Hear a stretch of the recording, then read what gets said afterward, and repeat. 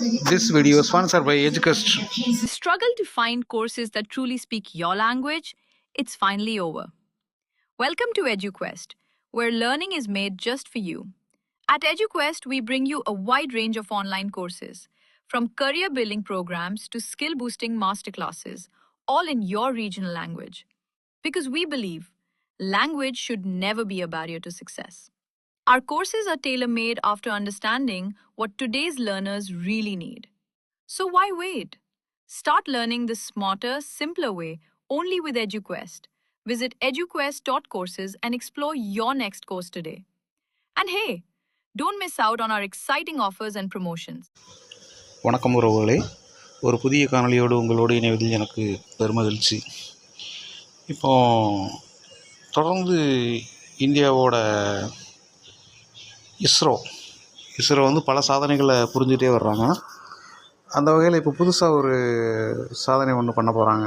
ஜூலை 30 பருவ காலங்களை கணிக்கும் செயற்கைக்கோள். இதை ஜூலை 30 விண்ணில் ஏவ போகிறாங்க. மழை மற்றும் பருவ காலங்களில் மேகமூட்டங்கள் எவ்வளவு இருந்தாலும் அதில் இருக்கக்கூடிய விஷயங்களை தெளிவாக புகைப்படம் எடுக்க உதவும் புதிய செயற்கைக்கோள் ஜூலை 30 விண்ணில் ஏவப்படும் என்று இஸ்ரோ தலைவர் நாராயணன் தெரிவித்துள்ளார். திருச்சி விமான நிலையத்தில் இஸ்ரோ தலைவர் நாராயணன் செய்தியாளர்களுக்கு பேட்டியளித்தார். அப்போது அவர் கூறுகையில், ஜூலை 30 நாசா மற்றும் இஸ்ரோ இணைந்து செயற்கைக்கோள் ஒன்றை விண்ணில் ஏவ உள்ளது. இதில் 2 முக்கிய விஷயம் உள்ளது.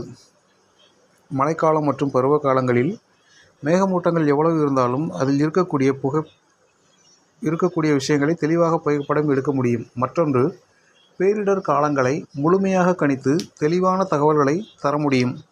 இந்த செயற்கைக்கோள் மிகவும் முக்கியத்துவம் வாய்ந்ததாகும். இந்த ஆண்டு 12 ராக்கெட்டுகள் விண்ணில் செலுத்தப்பட உள்ளது. பல்வேறு தொழில்நுட்பங்கள் பொருந்திய செயற்கைக்கோள்களை விண்ணில் செலுத்துவதற்கான பணிகள் தொடர்ந்து நடைபெற்று வருகிறது.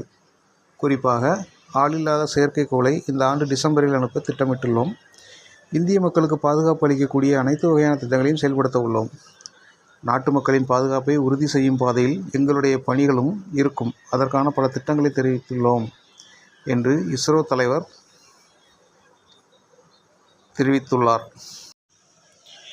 இந்திய நலனுக்காக இஸ்ரோ பெரும் பங்காற்றியுள்ளது. இது மேலும் மேலும் நமது நாட்டை வலுப்படுத்துவதோடு நாட்டு மக்களின் பாதுகாப்பையும் உறுதிப்படுத்துகிறது. இதுபோன்ற செயல்கள் மென்மேலும் வளரவும் நாமும் வாழ்த்துவோம். நன்றி உறவுகளே, இந்த காணொளியை முழுமையாக கேட்டமைக்கு.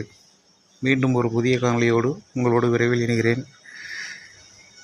நம்ம சேனலை இதுவரைக்கும் சப்ஸ்கிரைப் பண்ணுங்கள். லைக் பண்ணுங்கள், ஷேர் பண்ணுங்கள். நன்றி, வணக்கம்.